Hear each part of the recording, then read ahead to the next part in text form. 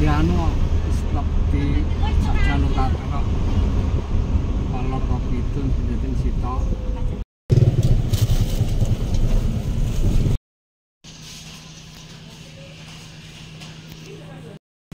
Oh, ambar iki. Murah mau lagi.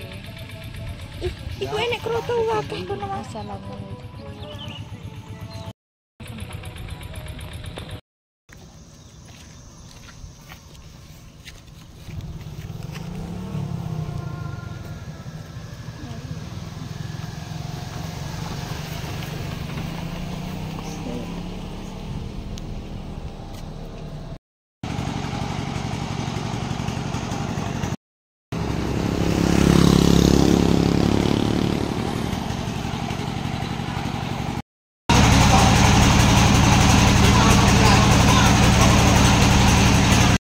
Mbak ya Mas.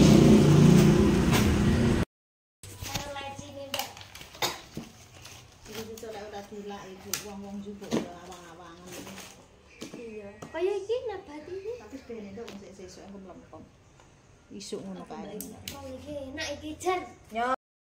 Untuk pertanyaan pertama di sini, berikut yang tidak termasuk jaringan dewasa adalah A. Parenchyma, yang B adalah epidermis, sedangkan yang C adalah meristem, yang D adalah collenchyma. Nah, kira-kira nih untuk soal nomor 1, jawaban yang tepat yang mana? Oke, jadi untuk soal nomor 1, jawaban yang tepat adalah yang C, yaitu meristem. Di sini ada uraiannya, jadi jaringan dewasa atau jaringan permanen adalah jaringan yang bersifat non-meristematik atau tidak aktif membelah. Jaringan dewasa berasal dari pembelahan sel-sel meristem primer dan sekunder yang telah mengalami diferensiasi atau perubahan bentuk sehingga memiliki fungsi tertentu. Di sini juga jaringan dewasa meliputi jaringan pelindung, yaitu epidermis dan jaringan gabus. Kemudian ada jaringan dasar, yaitu parenchyma. Kemudian ada jaringan penguat, yaitu collenchyma dan sclerenchyma. Dan ada namanya jaringan pengangkut, yaitu xilem dan phloem. Di sini juga jaringan meristem merupakan jaringan yang sel-selnya aktif membelah diri. Jaringan ini terletak di ujung akar dan ujung batang. Oke, kita lanjut ke soal nomor 2. Di sini untuk soal nomor 2, jaringan yang berfungsi sebagai penyokong atau penguat pada organ tubuh tumbuhan muda adalah A. meristem, yang B adalah parenchyma, sedangkan yang C adalah collenchyma, yang D adalah sclerenchyma. Nah, untuk soal nomor 2 ini kira-kira jawaban yang tepat yang mana? Oke, jadi untuk soal nomor 2 ini jawaban yang tepat adalah yang C, yaitu collenchyma. Di sini uraiannya, jadi collenchyma disebut sebagai jaringan penyokong atau penguat. Sebutan ini sesuai dengan fungsi collenchyma itu sendiri, yakni untuk menyokong dan menguatkan bagian batang, tangkai daun, dan bunga, serta ibu tulang daun pada tumbuhan muda yang sedang dalam masa pertumbuhan dan juga pada tumbuhan herba. Di sini juga collenchyma terdapat pada bagian tepi batang yang masih muda dan jenis-jenis pohon yang besar atau pada batang tumbuhan herba. Dalam daun, collenchyma terdapat di tepi helai daun, tangkai daun, atau tulang daun. Sel-sel collenchyma masih dapat melakukan pertumbuhan dan perkembangan. Di sini juga ada beberapa ciri-ciri jaringan collenchyma yang diantaranya yaitu berbentuk memanjang dan sejajar dengan pusat organ yang ditepatinya. Kemudian dinding selnya tidak mengandung lignin, tapi mengandung pektin, selulosa, dan hemiselulosa. Beberapa sel collenchyma memiliki kloroplas sehingga juga dapat berfungsi menunjang fotosintesis. Oke, sekarang kita beralih ke soal nomor 3. Nah, untuk soal nomor 3 ini, perbedaan antara batang dikotil dan monokotil terletak pada atau tidaknya A. sclerenchyma, yang B adalah epidermis, sedangkan yang C adalah cambium, yang D adalah xilem. Nah, kira-kira nih soal nomor 3 ini jawaban yang tepat yang mana? Oke, jadi untuk soal nomor 3 ini jawaban yang tepat tentu adalah yang C, yaitu cambium. Di sini ada uraian singkatnya berupa gambar. Di sini ada dikotil dan monokotil. Jadi ini terlihat jelas bagaimana perbedaan bentuk batang dari dikotil dan monokotil. Nah, kalau dikotil di sini ini bentuknya itu teratur, sedangkan monokotil itu kayak tidak teratur sama sekali. Di sini ada jaringan dasarnya, kemudian ada silemnya, ada phloemnya, kemudian ada epidermisnya dan korteks. Nah, di sini juga kita lihat tabel untuk perbedaannya untuk monokotil dan dikotil. Di sini yang pertama itu terlihat dari morfologi batang. Monokotil itu ukurannya sama, sedangkan dikotil itu pangkal besar semakin ke ujung mengecil. Nah, sedangkan percabangannya kalau monokotil itu tidak ada, dikotil ada. Terus berkas pengangkutnya yaitu kolateral tertutup, sedangkan dikotil adalah kolateral terbuka. Yang keempat adalah susunan berkas pengangkutnya. Kalau monokotil itu tersebar, dikotil tersusun rapi. Nah, yang kelima adalah cambium itu tidak ada, sedangkan dikotil ada. Sedangkan yang keenam adalah pertumbuhan sekunder tidak mengalami, sedangkan dikotil mengalami. Nah, yang ketujuh adalah korteks atau stele ini dapat dibedakan yang monokotil, sedangkan dikotilnya ada tidak dapat dibedakan. Nah, ini perbedaan dari batang dikotil dan monokotil. Oke, sekarang kita lanjut ke soal nomor 4. Berikut ini merupakan ciri-ciri tumbuhan. Di sini yang pertama adalah bunga kelipatan 4 atau 5. Yang kedua adalah pertulangan daun menyirip atau menjari. Sedangkan yang ketiga ini memiliki empelur pada pusat akar. Yang keempat adalah pertulangan daun sejajar. Yang kelima adalah akarnya berkambium. Nah, berdasarkan data di atas, tumbuhan dikotil memiliki ciri-ciri yaitu yang A 1, 2, dan 4. Sedangkan yang B adalah 1, 2, dan 5. Sedangkan yang C adalah 1, 3, dan 4. Yang D adalah 2, 3, dan 4. Yang E adalah 2, 4, dan 5. Nah, kira-kira untuk soal nomor 4 ini jawaban yang tepat yang mana? Oke, jadi untuk soal nomor 4 ini jawaban yang tepat adalah yang B, yaitu 1, 2, dan 5. Oke, di sini ada uraian singkatnya. Jadi ciri-ciri tumbuhan dikotil itu yang pertama tentu adalah bunganya berkelipatan 4 atau 5. Yang kedua adalah pertulangan daun menyirip atau menjari. Sedangkan yang ketiga akarnya berkambium. Yang keempat adalah akar lembaga tumbuh menjadi akar tunggang. Kemudian yang kelima adalah berkas pembuluh angkut bertipe kolateral terbuka. Oke, nah di sini juga ada beberapa perbedaan antara monokotil dan dikotil. Kita lihat dari keping biji. Kalau di sini untuk monokotilnya itu satu kotiledon, dikotilnya ada 2 kotiledon. Untuk tulang daun, yang monokotil itu tulang daun sejajar atau melengkung. Sedangkan untuk dikotilnya di sini tulang daun menyirip dan menjari. Kemudian yang batang ini untuk monokotil itu adalah berkas pengangkut tersebar. Sedangkan batang untuk dikotil itu adalah berkas pengangkut tersusun dalam suatu lingkaran. Berikutnya untuk bunganya, yang monokotil adalah bagian perhiasan bunga hanya terdiri dari 3 atau kelipatannya. Berikutnya untuk dikotil adalah bagian perhiasan bunga terdiri dari 2, 4, 5 atau kelipatannya. Sedangkan akarnya di sini tentu monokotil adalah sistem akarnya serabut, sedangkan dikotilnya adalah sistem akarnya tunggang. Oke, kita lanjut ke soal nomor 5. Nah, di sini seorang siswa mengamati 2 kelompok tanaman yang berbunga merah dan putih. Kelompok bunga merah memiliki 25 lembar mahkota bunga, tulang daun menjari, batang bercabang dengan akar tunggang. Kelompok bunga putih memiliki 9 lembar mahkota bunga, tulang daun melengkung, batang tidak bercabang dengan akar serabut. Nah, berdasarkan ciri-ciri di atas dapat disimpulkan kalau tanaman bunga merah dan bunga putih termasuk kelompok A, keduanya adalah dikotil, yang ke B adalah keduanya gymnospermae, yang C adalah bunga merah dikotil, sedangkan yang bunga putihnya adalah monokotil, yang D adalah bunga merah adalah monokotil, sedangkan bunga putih adalah dikotil, yang E bunga merah gymnospermae, sedangkan yang bunga putih adalah angiospermae. Nah, untuk soal 5 ini kira-kira jawaban yang tepat adalah Oke, jadi teman-teman yang memperhatikan penjelasan nomor 4 pasti udah tahu bahwa jawabannya adalah yang C. Jadi bunga merah ini adalah dikotil, kemudian bunga putihnya adalah monokotil. Oke, di sini untuk singkatnya kita istilahnya kayak ngerangkum gitu ya. Jadi berdasarkan ciri-ciri yang ditemukan sebagai berikut. Misalnya ini bunga merah ini kita susun yang pertama 2 lembar mahkota bunga, tulang daun jari, batang bercabang, akar tunggang merupakan ciri dikotil. Nah, sedangkan bunga putih di sini 9 lembar mahkota bunga, tulang daun melengkung, batang tidak bercabang, akar serabut. Dan ini merupakan ciri dari monokotil. Nah, jadi teman-teman silakan memperhatikan gambar yang tadi dan ini juga tadi udah dijelaskan di soal nomor 4. Jadi insya Allah nih teman-teman pasti udah tahu jawabannya ya. Oke, sekarang kita lanjut saja ke soal nomor 6. Nah, untuk soal nomor 6 ini, berikut ini yang tidak termasuk jaringan tumbuhan adalah yang A adalah epidermis, sedangkan yang B adalah parenkim, yang C adalah endodermis, sedangkan yang D adalah endotelium. Nah, kira-kira nih untuk soal nomor 6 ini jawaban yang tepat yang mana?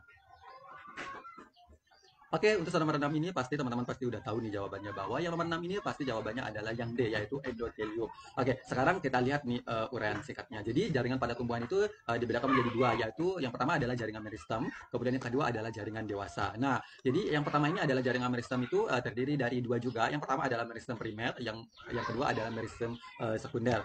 Berikutnya di sini untuk jaringan dewasa itu terdiri dari 6 jaringan. Yang pertama ini ada jaringan epidermis, kemudian yang kedua adalah jaringan parenkim, yang ketiga adalah jaringan kolenkim, yang D adalah jaringan sklerenkim, yang kelimanya adalah jaringan pengangkut, yang keenamnya adalah jaringan gabus. Nah, endotelium itu jadi endotelium itu terlepas dari jaringan tumbuhan, maksudnya tidak termasuk dari bahasa yang ada di jaringan tumbuhan. Jadi endotelium itu adalah lapisan tipis sel-sel epitel yang melapis bagian dalam pembuluh darah. Nah, endotelium ini merupakan garis sistem peredaran darah keseluruhan, termasuk jantung dan semua vena, arteri, dan kapiler. Endotelium yang melapisi jantung disebut juga endokardium, meskipun mirip dengan jaringan lapisan pembuluh darah. Oke, sekarang kita lanjut ke soal nomor 7. Nah, untuk soal nomor 7 ini, perhatikan pernyataan berikut. Yang pertama ini ada sel-selnya aktif membelah. Yang kedua adalah terdiri dari meristem apikal, meristem lateral atau meristem interkalar. Yang ketiga adalah berperan dalam perkembangan diameter dari batang. Sedangkan yang keempat adalah menutup dan melindungi bagian dalam dari tumbuhan. Yang kelima adalah terletak di ujung akar dan batang. Nah, pernyataan yang tepat terkait meristem primer adalah A, 1, 2, dan 3. Yang B adalah 2, 3, dan 4. Sedangkan yang C adalah 1, 2, dan 5. Yang D adalah 4, 3, dan 5. Nah, untuk soal nomor 7 ini, kira-kira jawabannya tepat yang mana? Oke, jadi untuk soal nomor 7 ini jawaban yang tepat tentu adalah yang C, yaitu 1, 2, dan 5. Oke, di sini kita lihat nih uraian singkatnya ya. Nah, jadi meristem primer itu merupakan jaringan lanjutan dari poromeristem yang sel-selnya masih aktif membelah. Kemudian meristem primer memiliki sel-sel yang berkembang langsung dari sel-sel embrionik yang terdapat di ujung batang dan ujung akar. Nah, meristem primer menyebabkan pertumbuhan primer, yaitu pertumbuhan vertikal yang mengakibatkan perpanjangan batang dan akar. Di sini juga ada beberapa ciri-ciri dari meristem primer. Yang pertama ini sel-selnya aktif membelah, kemudian terletak di ujung akar dan batang. Kemudian di ujung akar dilindungi tudung akar. Berikutnya adalah sel-selnya menghasilkan hormon auksin. Berikutnya adalah sel-selnya mengalami pertumbuhan primer. Berikutnya adalah fungsi untuk pertumbuhan dan perkembangan. Oke, di sini jadi menurut letaknya jaringan meristem itu dibedakan menjadi yang pertama adalah meristem apikal, itu ada di ujung, kemudian meristem interkalar itu di antara, sedangkan di meristem lateral itu ada di samping. Nah, makanya di sini untuk soal nomor 7 ini yang terkait meristem primer itu adalah 1, 2, dan 5. Oke, sekarang kita lanjut ke soal nomor 8. Nah, untuk soal nomor 8 ini, contoh nih tanaman yang memiliki bunga lengkap adalah A, bunga mangga, berikutnya adalah bunga mawar, kemudian ada bunga kelapa. Nah, yang B, bunga jagung, kemudian bunga papaya, bunga salak. Sedangkan yang C adalah bunga sepatu, bunga anggrek, dan bunga mawar. Yang D adalah bunga kamboja, bunga sepatu, dan bunga melinjo. Nah, kira-kira nih contoh tanaman yang memiliki bunga lengkap itu yang mana? Oke, jadi untuk soal nomor 8 ini saya rasa nih teman-teman udah pasti tahu nih jawabannya. Nah, jadi untuk soal nomor 8 ini jawabannya adalah yang C, yaitu bunga sepatu, kemudian bunga anggrek, dan bunga mawar. Oke, sekarang kita lihat nih uraian singkatnya. Nah, uraian singkatnya jadi perlu kita tahu nih bahwa bunga lengkap itu kenapa dikatakan bunga lengkap itu berarti ini ada beberapa bagian-bagian yang harus dimiliki. Yang pertama harus memiliki kelopak bunga, kemudian memiliki mahkota bunga, kemudian harus ada putiknya dan harus yang namanya benang sarinya. Oke, di sini ada beberapa contoh untuk bunga lengkap. Yang pertama ada bunga sepatu, berikutnya ada bunga mawar, kemudian adalah tulip, kemudian ada anggrek, kemudian ada alamanda, kemudian ada kaktus, ada bougainville, dan edelweiss. Oke, sekarang kita berlanjut ke soal nomor 9. Tempat meletaknya serbuk sari saat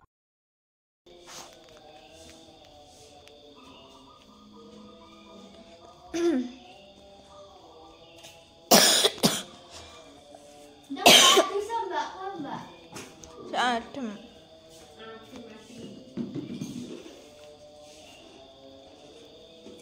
Yes. Bodoh cilak-cilak.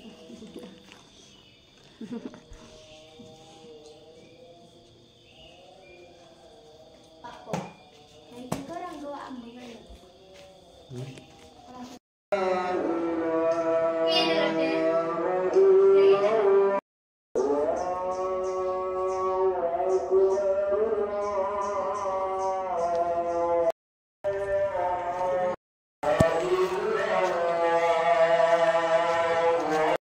Pizza 2, pizza 2. Apa kita? Pizza 2. Ini pizza 2. Orang kita. Terus kita orang. Orang. Namaku pizza 2. Namaku lah aku karo Mas Febri ora pizza. Mirip beda warna. Lele iki ki 2. Namaku pizza 2.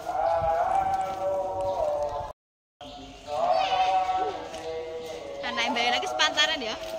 Karo kuwi ta? Karo kuwi. Disian anak mbak Ela Mas aku.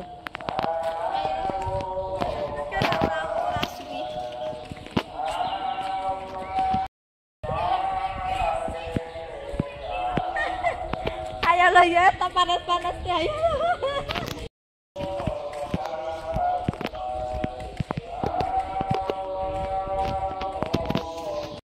Lo yes. Jangan. Lah ya, Pakdek kuwi kak. Ya ampun. Lucu cah. Pipiku gemai, pipiku gemai, kadek gemai, pipiku gemai. Denis, gendang. Oh, gendang. Gendang. Lucu. Nang, gendang. Sabaran. Ulang aku anu bocah. Sudah piye to gongku? Mbak Nisin. Tarokne. Tak papakne. Ya Allah. Jangan hubungi bareng.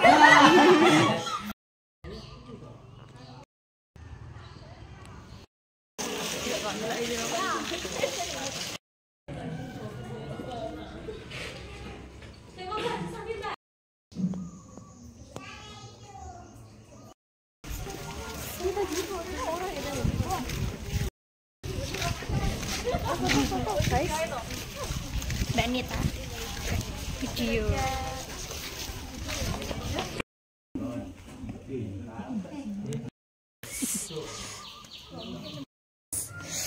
Mari ribet ya. Berani ya? Hasil Pak Menteri.